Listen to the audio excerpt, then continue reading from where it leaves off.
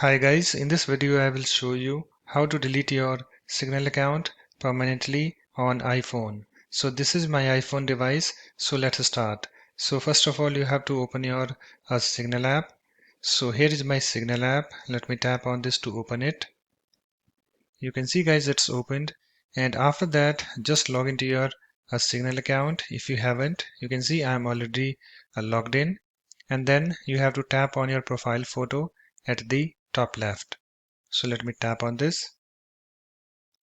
and I have this settings. This is screen opened, and on this screen you can see here we have this option account. Just tap on this, and I have this account. This is screen opened, and here we have this account section. You can see here we have this option delete account. Just tap on this, delete account, and I have this screen opened, delete account.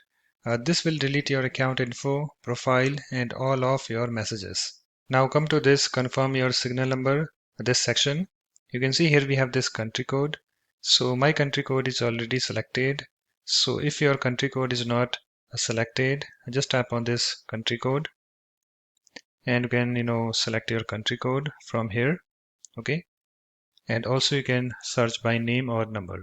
So mine is already selected, so let me tap on this, close this link, and after that just provide your Signal account phone number. So let me provide mine, and after that just tap on this delete link at the top right. So let me tap on this, and I have this message at the bottom. Are you sure you want to delete your account? This will delete your Signal account and reset the application. The app will close after this process is complete.